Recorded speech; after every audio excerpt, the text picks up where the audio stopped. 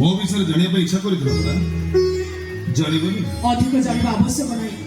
ଯେତିକି ଜାଣିଲି ସେତିକି ମୋ ପାଇଁ ଯଥେଷ୍ଟ। ହେଲେ ମୁଁ ତ ଏ ପର୍ଯ୍ୟନ୍ତ ମୋ ବିଷୟରେ କିଛି ବି କହିନି। କହିବା କଣ ଦରକାର? ଅନୁଭବ କରିବାର ଶକ୍ତି କଣ ମୋର ନାହିଁ?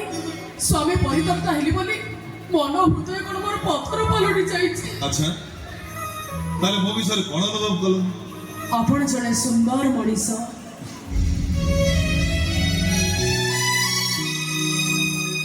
ମନ ହୃଦୟ ନିର୍ମଳ। ଅନ୍ୟର ଦୁଃଖରେ ଆପଣ କଷ୍ଟ ପାଆନ୍ତି, କିନ୍ତୁ କଷ୍ଟ ଲାଘବ କରିବାର ଶକ୍ତି ଆପଣଙ୍କ ଭିତରେ ନାହିଁ, ଯୋଉଥିପାଇଁ ଆପଣ ଦୁଃଖ ପାଆନ୍ତି। ହେଲା, ଚାହୁଁଛି ବାବୁ। ଠିଆ ହୁଅ। ବାବୁ ଆଉ ପୁଣି କଣ?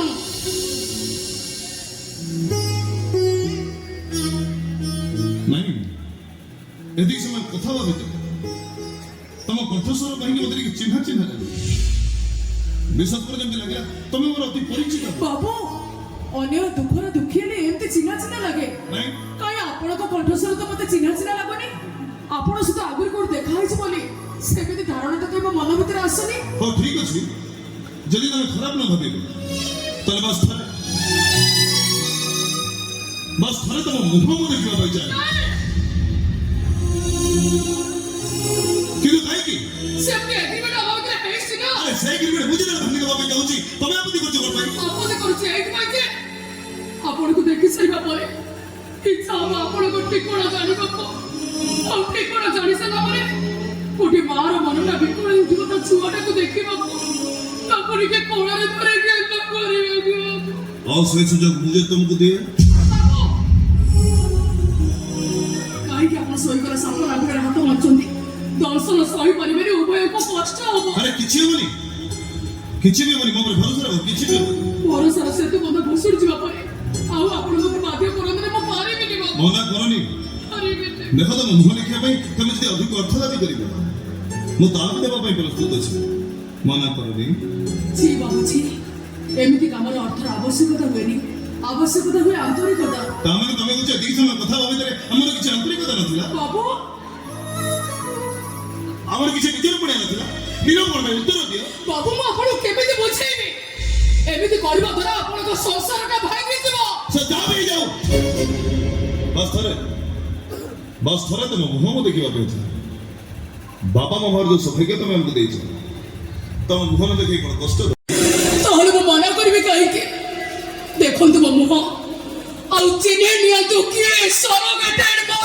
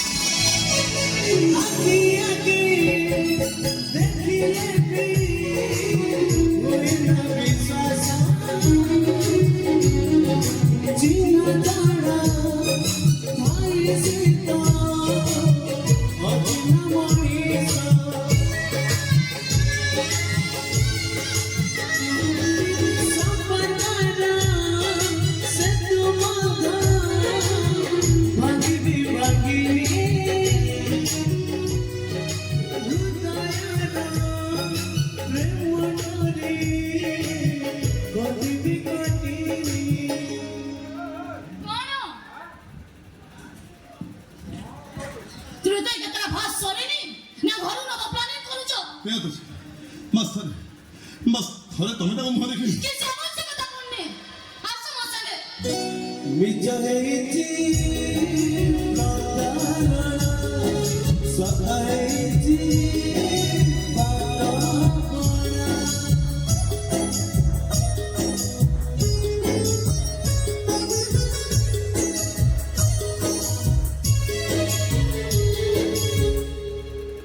तमने आपण जानि सुने सब करथिले इच्छा करी मैं प्रस्ताव देइतिले ଏ ତମକୁ ଆଘାତ ଦେଇଥାଏ ତାର ମତେ କ୍ଷମା କରିଦେବ। ନିଜ ହେଇଛି ସତ ହେଇଛି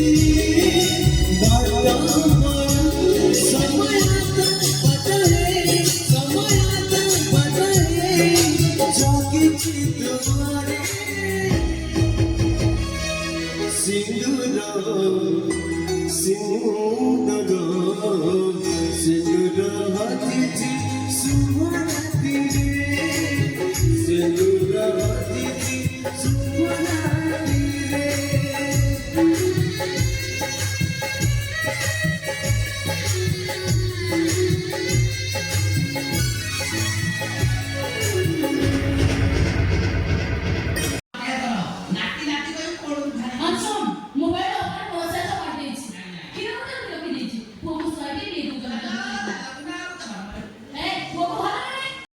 मेडिकल में छड़ी कंपनी चली मैनेज घर में चल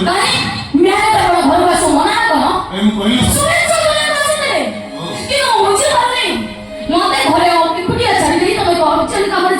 ए अर्जुन ऑफिस रे काम कर तुम ऑफिस के जाओ किसी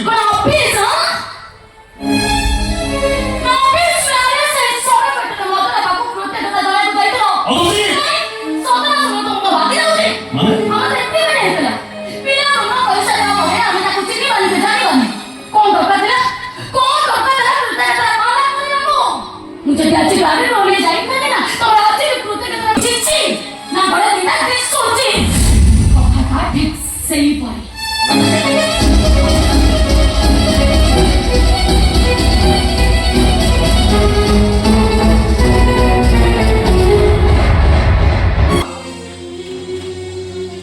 मोको पाटियो ना पाटियो बिना मारे तो थाऊ रे बिनु थाऊ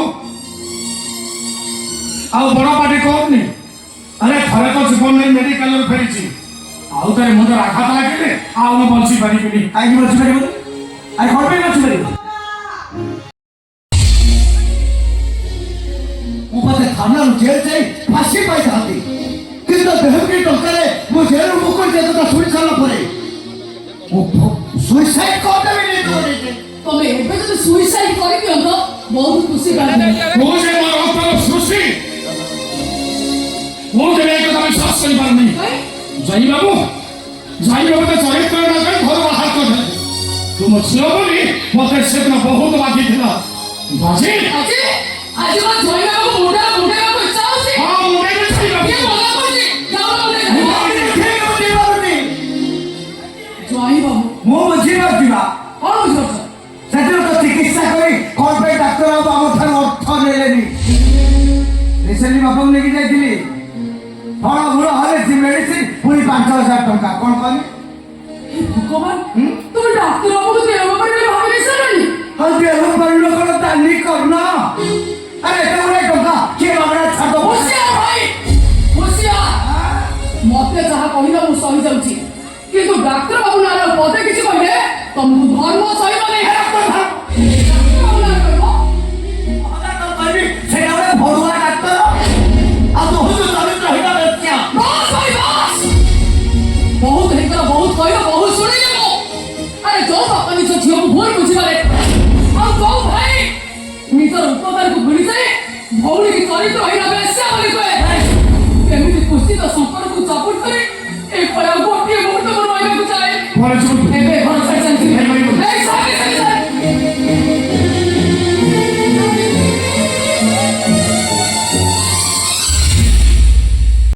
तो छेरो खास लोग एडी बंजीवा सुविधा दो ए मां हारे काहे के बापा पंग उला सुखा भीतर छंदी दउछु ए मारे तू 10 मास धरि कोन थुलो कोन करूथुलो तू कहि कि तो असुविधा कोन हे जाउची अरे काहे काहे मोर को निज से बापा ने तो किछि नहीं देख मेरी सब କଥା କହିतो ଆରେ ମୁଁ ଥାନାରେ ନକଲି ଚାକିରି ଧରି ଏଥିରେ ମୁଁ କାମ ଦାମ କରୁଛି ସାଇ ପଇସା ଲୋକ କେହି ଭଲ ଦୃଷ୍ଟିରେ ଦେଖୁନାହାନ୍ତି କିଏ କେତେ କ'ଣ ବଜାଉଛନ୍ତି मेडिकल रे फेरिला परे मते किए केते कोन बहुसन काहो किछि कहि पारुनी ଏବେ ତ ଘରକୁ ଫେରିଲା ପରେ ସାଇ ପଡ଼ିଶା ବନ୍ଧୁ ବାନ୍ଧବ କିଏ କେତେ କ'ଣ ପଚାରୁଛନ୍ତି ମୁଁ କାହାକୁ କିଏ ଉତ୍ତର ଦେବି ବାପା ସାଇ ପଡ଼ିଶା ମତେ ଦେବେ ନା ନେବେ ଯେ ତାଙ୍କ ପ୍ରଶ୍ନ ଉତ୍ତର ଦେବାକୁ ବାଧ୍ୟ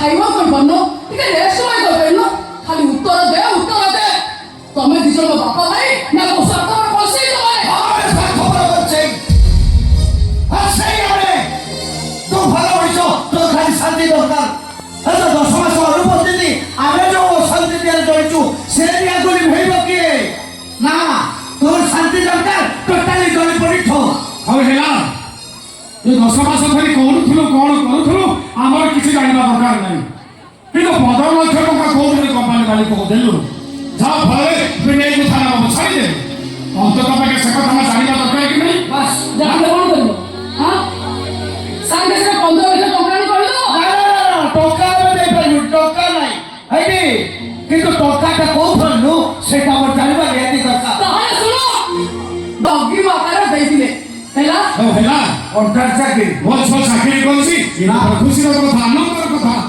ତାହେଲେ କୋଉଠି କି ଚାକିରି କରୁଛୁ ଆମ ଜନମ କାହିଁକି ସେଟା ମୋ ଇଚ୍ଛା ମୋ ଖୁସି বড় ইচ্ছা কি তো খুশি নহ তো এমনি কিছু খারাপ করবো চাকরি করতেলু যোটা কহিବାକୁ তোতে লাজ লাগুଛି আরে তুমি যাহা ভাবিবার ভাবনার এটা নিরাট সত কথা আর এমনি কিছু ছোটিয়া নেই তোকে কি 10 মাস চুক্তি তোকে 15 লক্ষ টাকা দেব ତମେ କହୁଥିଲ ବେଶୀ ଆଉ କରିଥିଲି ମୋ କହୁନି କହୁଛି ତ କଥା କହିବାର ଶୈଳୀ କହୁଛି ତ